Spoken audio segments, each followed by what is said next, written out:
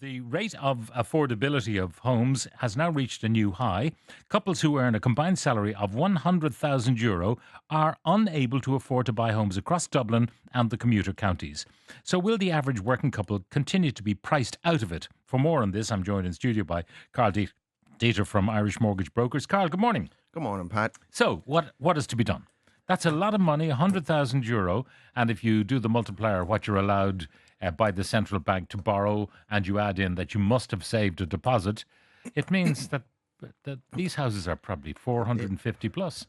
Yeah, so what we've seen is, well over a decade of prices going up because we stopped building houses during the crash. And in fact, 10 years ago, there was still talk of tearing down houses because we had too many ghost estates and the like. But then we also saw increases in the cost of things, which was part of a general wave of inflation. We saw a reduction in output during COVID. We've seen higher and higher standards of planning regulations, which is what you can do to get planning permission. And then higher and higher standards in building regulations, which is the actual things you put into the building. All of these things added together mean that we can now build very nice houses, but regular people can't afford them. And when I say regular people, This I mean seems like they always perfect storm. Yeah. But I mean, what is the argument that you can advance for disimproving building standards? Well, you don't like when you say, look, my thesis at this stage is we have to let it rip, and I really do mean that. Just zone the whole country and say you can build housing except for in national parks and floodplains and a few other areas. Other than that, we basically zoned the whole country suitable for housing. As long as you can fit a few caveats. A, you have access to a road or you build your own access to a road. You have access to water or you can get your own water. You have access to drainage or you can get your own drainage. The article today is about the commuter counties. I can tell you right now, the people who want to live in what we call in the commuter counties either are commuters, they want to live in Dublin and they got priced out, or else they're actually from there and they want to live there because that's where they're from. And if they're from there, there's thousands of them who have family there.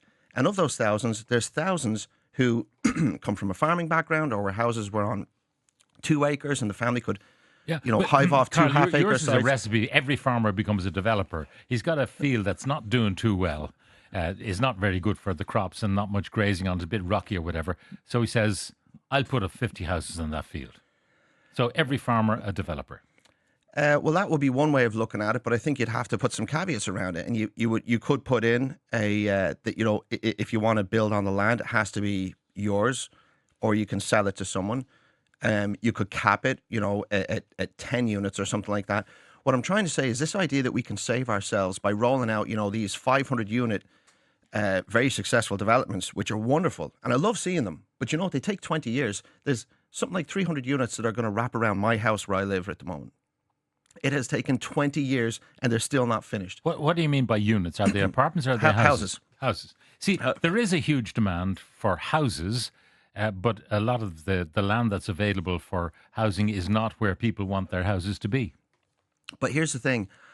If people were just allowed to go for it and not have to go through, a planning process that basically costs as much as the deposit for your house.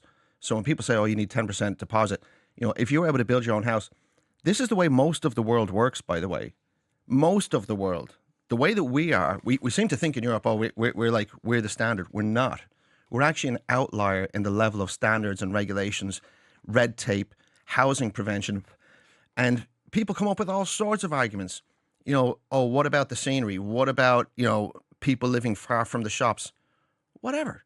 Like, what's the trade-off? What we have now, where you can't live anywhere? If you have national policy which says we are trying to limit our energy consumption on transport, for example, you try to keep people together rather than everyone. If you want a carton of milk, you have to get in a car and drive 15k to a shop. Okay. That does not long-term make any sense. For a start, if you look at the population as it stands today, most people, when they're going to the shops, most use some form of transport.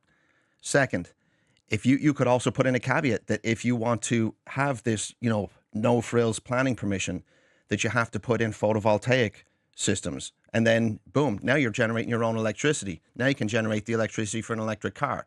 If you were making your own well, Irish Water becomes redundant, which is wonderful because in my opinion, not that good a service. Like, there's a lot of stuff you could do. You could make sure it's an A-rated home, but people, if they get the permission and it's just done on a blanket basis, to like I said, let it rip. Karl, Tens of thousands of houses within the next 2-3 years. This is the Wild West that you're designing. This whole country was built on the Wild West. Pat, when you walk down Merrion Square, that was 300 years ago, and that was no planners. Like, they had someone that was called the planner, but there was no permission. There was no anything. The best stuff we have was all built without centralized planning. The best stuff that we celebrate. That if you allowed it to let rip, as you put it, that we'll get quality stuff? I don't think we'll get quality stuff. I think you're wrong. And I'll tell you why.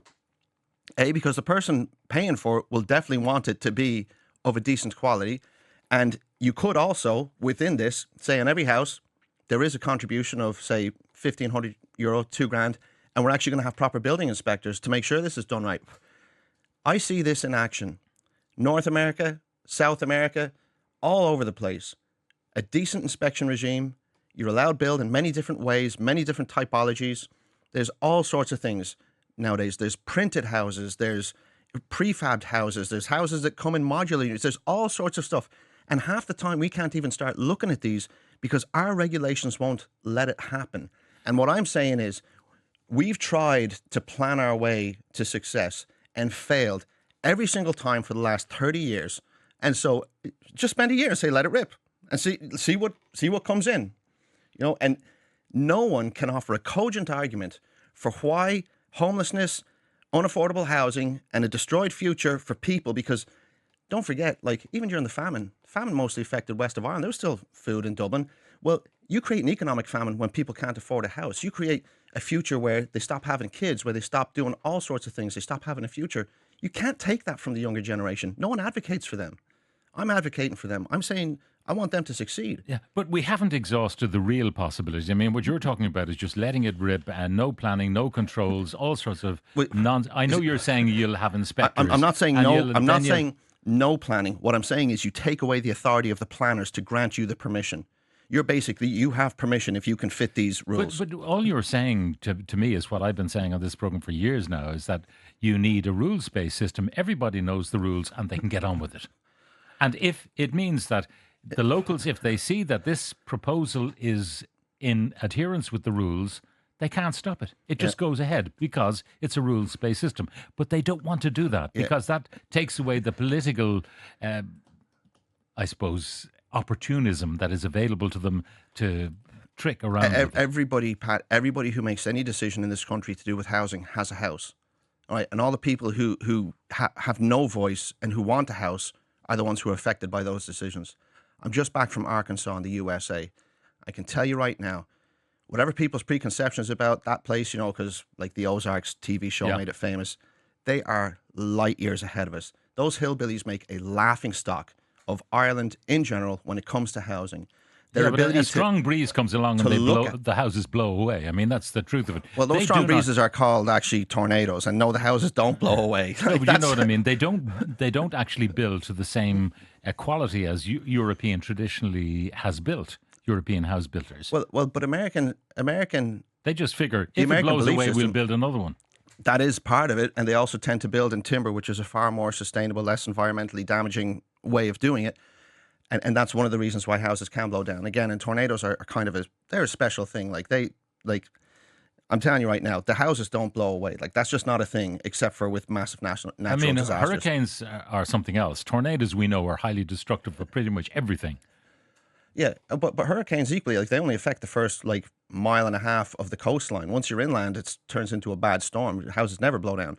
But what I'm trying to say is, why can't we just turn around and say, if you have a certain amount of land, access to a road, water, drainage, or you can sort them out yourself, that we are saying that you can build a house, and it's up to the planners at that point to come only with some massive injunction of why this is such a terrible idea. Can they prevent you? Just say it is deemed as being potential. There are people in this country who have imported houses from Lithuania and Latvia, places like that, which are prefab, made in a factory, made of timber. Fine houses. These are not the old, think of the prefab school room that is ridden with rats and vermin and all that. It's not that kind of thing. It's a perfectly good house. We haven't even looked at that particular option, really. Well, actually, someone up near me, I live in Malahide, and there's a lot of very different types of houses out there. And one of my neighbours, actually from a building family, they built one of those houses 30 years ago. It still looks great today. Yeah. And I think it was from Sweden they got it. But anyway, whole point is, your right to build on your land, I think, is a pretty sacred thing. And we have taken that fundamental right to do what you want with your own things, and we have taxed it, we've curtailed it, we have squeezed it into something where, imagine how frustrating it is if you want to live in Kildare. The article today, by the way, is about like Kildare, Wicklow. Imagine how frustrating it is to say, I'm in Kildare, and if only I could build a house next door to my parents, but to do that, they're telling me no, or they're saying that that's not part of our plan. Well, you know where you can put your plan? You can shove it up as high as it will go in that place. Let the people build. Like, the government's not doing it. They're not going to do it. They never did it. This whole idea that there's some like, oh, let's build government builders. There's no vision in this country. And I don't mean from government just like, oh, Fianna Fáil, Fine Gael. Fianna Fáil actually are the party of housing. So, I mean, I have to say, so a hat tip to them in a minority sense. But, like, there's no vision across the board. Okay, well, the summation of the objections to your argument, and there are many people supporting the idea, but I'll read you this one. Your guest is an environmental vandal who'd allow the Irish rural landscape to be totally destroyed by allowing one-off housing in every field in the country. Totally unsustainable and appalling. Why is it unsustainable? It's sustainable for the person who lives there. Other things that we have to think about when we think about sustainability, and this is why I always butt heads with the enviro hippie types. You build an A-rated home with photovoltaic, with all the mod cons of energy solutions. You've got remote working. Doesn't mean you'll be driving everywhere. You've got the ability to recharge electrical vehicles. You've got greater community where people can live next to their loved ones, support their elderly people who quite often face dire isolation and loneliness. This house will stand the test of time. If you get your own water out of the ground, far more sustainable than Irish water, far more predictable. You deal with your own drainage, again, far more environmentally friendly than pumping it into the sea. There's so much about this argument that people just look at one thing, and all the hippies do it, and that's why I laugh at them. They don't think about the full life cycle solution. And what I'm telling you now is it's a better way than the homelessness and the crazy prices we have now, which actually curtail the whole country. Is this your opening shot in your bid for the presidency? I'd like to officially say I'm not running for president.